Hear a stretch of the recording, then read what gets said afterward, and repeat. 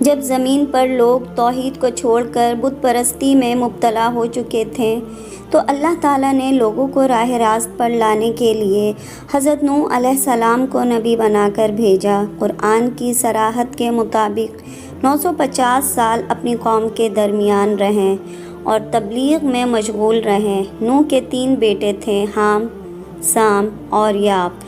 مورخین کا نظریہ یہ ہے کہ کرۂ ارض کی اس وقت کی تمام نسلیں انسانی انہی تینوں فرزند کی ہیں۔ ایک گروہ حامی نسل ہے جو افریقہ کے علاقے میں رہتے ہیں اور دوسرا گروہ سامی نسل ہے جو مشرق وسطیٰ اور مشرق قریب کے علاقوں میں رہتے ہیں، اور یافت کی نسل تقریباً چین میں ہے۔ قرآن مجید میں مجموعی طور پر 29 صورتوں میں ان عظیم پیغمبر کے بارے میں گفتگو ہوئی۔ ان کا نام 43 مرتبہ قرآن میں آیا ہے اور آپ کی عمر بعض روایت میں 1490 اور بعض روایت میں 2500 سال بیان کی گئی، اور ان کی قوم کے بارے میں بھی لمبی عمریں لکھی گئی ہیں۔ نوح علیہ السلام طوفان کے بعد کتنے سال زندہ رہیں؟ بعض روایت میں 50 سال لکھے ہیں اور بعض میں 60 سال۔ حضرت نوح علیہ السلام کا ایک اور بیٹا تھا جس کا نام کنعان تھا، جس نے باپ سے اختلاف کیا، یہاں تک کہ کشتی نجات میں بیٹھنے سے بھی انکار کر دیا۔ قرآن مجید پہلے مرحلے میں اس عظیم دعوت کو بیان کرتے ہوئے کہتا ہے، ہم نے نوح کو ان کی قوم کی طرف بھیجا اور اس نے انہیں بتایا کہ میں واضح ڈرانے والا ہوں۔ اس کے بعد بطور خلاصہ بیان کرتے ہوئے کہتے ہیں، میرا پیغام یہ ہے کہ اللہ کے علاوہ کسی دوسرے کی پرستش نہ کرو، اور کہا میں تم کو دردناک دن سے ڈرانے آیا ہوں۔ اصل میں اللہ کی توحید اور عبادت ہی تمام انبیاء کی دعوت کی بنیاد ہے۔ اب رد عمل اس زمانے کے طاغوت و خسروں کا اس عظیم دعوت کے مقابلے میں سوائے کچھ جھوٹے بہانوں اور بے بنیاد استدلالوں کے ان کے پاس کچھ بھی نہیں تھا۔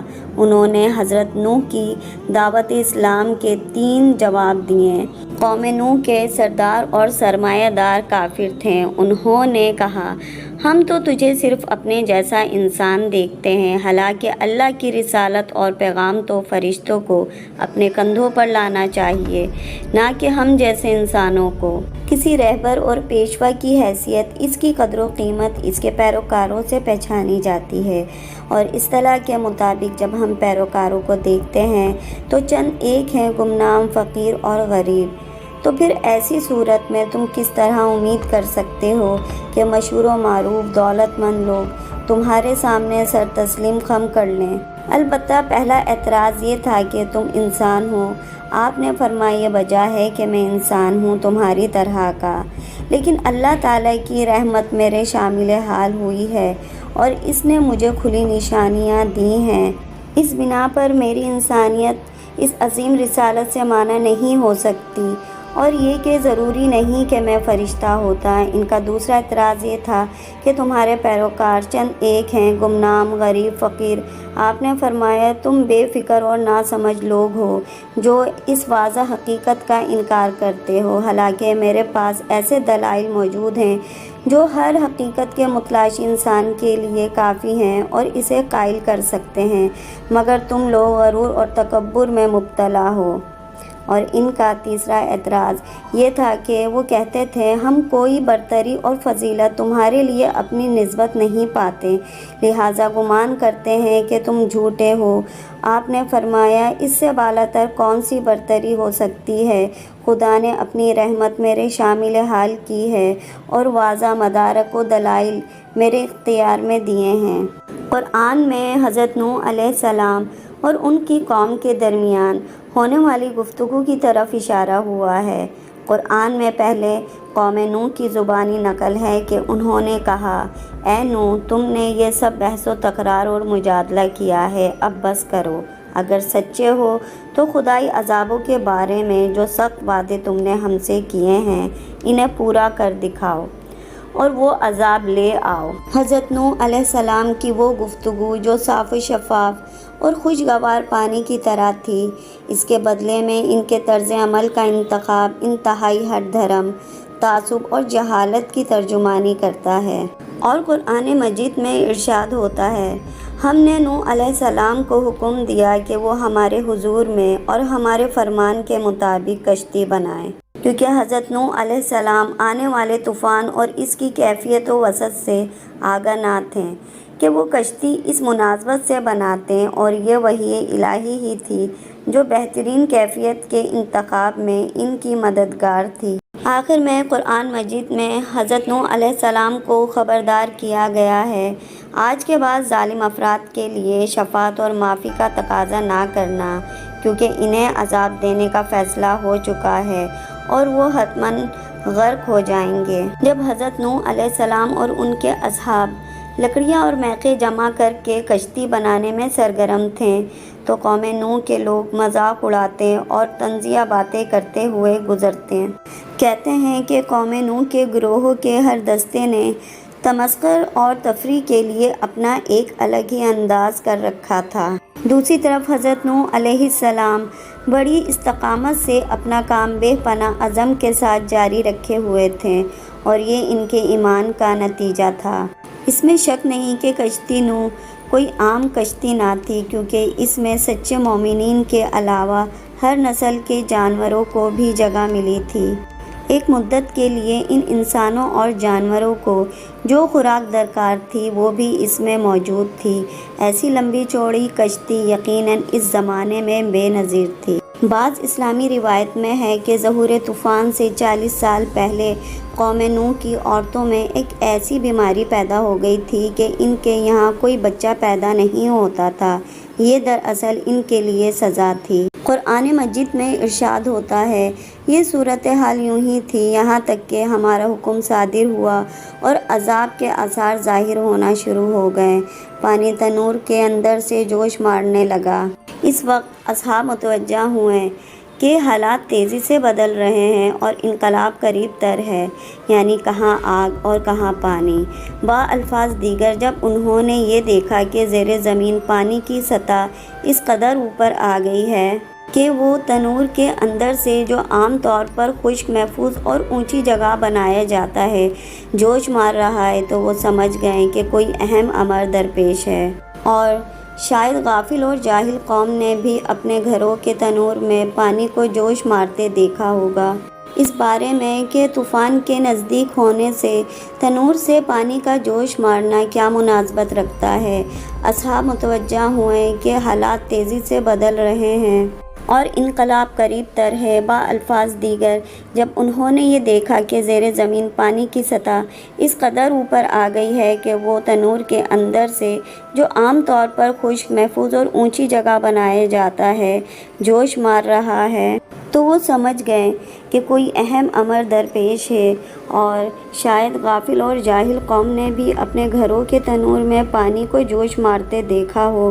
بہرحال اس وقت ارشاد ہوا، نوح کو ہم نے حکم دیا کہ جانوروں کی ہر نوع میں سے ایک جفت نر اور مادہ کا جوڑا کشتی میں سوار کر لو تاکہ غرقاب ہو کر ان کی نسل منقطع نہ ہو جائے، اور اسی طرح اپنے خاندان میں سے جن کی ہلاکت کا پہلے سے وعدہ کیا جا چکا ہے ان کے سوا باقی افراد کو سوار کر لو، نیز مومنین کو کشتی میں سوار کر لو۔ بہرحال حضرت نوح علیہ السلام نے جلدی سے اپنے وابستہ صاحب ایمان افراد اور اصحاب کو جمع کیا، اور چونکہ طوفان اور تباہ کن خدائی عذابوں کا مرحلہ نزدیک آ رہا تھا، انہیں حکم دیا کہ خدا کے نام سے کشتی پر سوار ہو جاؤ، اور کشتی کے چلتے اور ٹھہرتے وقت خدا کا نام زبان پر جاری کرو اور اس کی یاد میں رہو۔ اور اس سرکش قوم کے لیے سزا کا فرمان صادر ہوا۔ بادل جو سیاہ رات کی طرح تھے سارے آسمان پر چھا گئے۔ ایسی نظیر اس سے پہلے نہیں دیکھی گئی۔ آسمانی فضا گویا ایک بہت بڑے خطرناک حادثے کی خبر دے رہی تھی۔ بارش شروع ہو گئی اور پھر تیز سے تیز تر ہوتی چلی گئی۔ بارش کے قطرے موٹے سے موٹے ہوتے چلے گئے، جیسا کہ قرآن کہتا ہے، گویا آسمان کے تمام دروازے کھل گئے اور پانی کا ایک سمندر ان کے اندر سے نیچے گرنے لگا۔ دوسری طرف زیر زمین پانی کی سطح اس قدر بلند ہو گئی کہ ہر طرف سے پرجوش چشمے ابل پڑے اور یوں زمین و آسمان کا پانی آپس میں مل گیا اور جلد ہی زمین کی سطح ایک سمندر کی صورت اختیار کر گئی اور حضرت نوح کا بیٹا ایک طرف اپنے باپ سے الگ کھڑا تھا۔ حضرت نوح نے پکارا، میرے بیٹے ہمارے ساتھ سوار ہو جاؤ اور کافروں کے ساتھ نہ ہو ورنہ فنا ہو جاؤ گے۔ افسوس کہ اس نے نہ سنی۔ بیٹے نے پکار کر کہا، ابا میرے لیے جوش میں نہ آؤ، میں اونچے پہاڑ پر پناہ لے لوں گا جس تک یہ سیلاب نہیں پہنچ سکتا۔ حضرت نوح نے کہا، میرے بیٹے آج حکم خدا کے مقابلے میں کوئی طاقت پناہ نہیں دے سکتی۔ اسی دوران ایک موج آئی اور حضرت نوح کے بیٹے کو ایک تنکے کی طرح اس جگہ سے اپنے ساتھ لے گئی۔ جب حضرت نوح نے اپنے بیٹے کو موجوں کے درمیان دیکھا تو شفقت پدری نے جوش مارا، انہیں یاد آیا۔ انہوں نے بارگاہ الہی کا رخ کیا اور کہا، پروردگار، میرا بیٹا میرے اہل اور میرے خاندان میں سے ہے اور تو نے وعدہ فرمایا تھا کہ میرے خاندان کو طوفان اور ہلاکت سے نجات دے گا، اور تو تمام حکم کرنے والوں سے برتر ہے اور تو ایفائے عہد کرنے میں محکم ترین ہے۔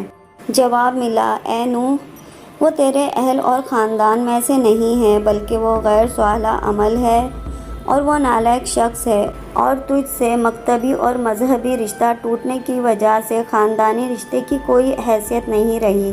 اب جب کہ ایسا ہے تو مجھ سے ایسی چیز کا تقاضا نہ کر جس کے بارے میں تجھے علم نہیں۔ میں تجھے نصیحت کرتا ہوں کہ جاہلوں میں سے نہ ہو جا۔ حضرت نوح سمجھ گئے کہ یہ تقاضا بارگاہ الہی میں صحیح نہیں تھا، لہٰذا آپ نے پروردگار کا رخ کیا اور کہا، پروردگار میں تجھ سے پناہ مانگتا ہوں اس امر سے تجھ سے کسی ایسی چیز کی خواہش کروں جس کا علم مجھے نہیں، اور اگر تو نے مجھے نہ بخشا اور اپنی رحمت میرے شامل حال نہ کی تو میں ضیاءکاروں میں سے ہو جاؤں گا۔ آخرکار پانی کی ٹھاٹھیں مارتی ہوئی لہروں نے تمام جگہوں کو گھیر لیا، پانی کی سطح بلند سے بلند تر ہوتی چلی گئی۔ روایت میں آیا ہے کہ کشتی نوح 6 ماہ کی مدت تک پانی پر رواں دواں رہی۔ اس دوران کشتی نے مختلف علاقوں کی سیر کی، یہاں تک کہ بعض روایت میں آیا ہے کہ سرزمین مکہ اور خانہ کعبہ کے اطراف کی بھی سیر کی۔ آخرکار قرآن مجید میں ارشاد ہوا، حکم دیا گیا کہ اے زمین اپنا پانی نگل جا، اور آسمان کو حکم ہوا، اے آسمان ہاتھ روک لے۔ حضرت نوح باسلامت اتر آئے۔ حضرت نوح کے کشتی سے اترنے اور نئے سرے سے روئے زمین پر معمول کی زندگی گزارنے کی طرف قرآن میں ارشاد ہوتا ہے، نوح سے کہا گیا کہ سلامتی اور برکت کے ساتھ جو ہماری طرف سے تم پر اور تمہارے ساتھیوں پر ہے اتر آؤ۔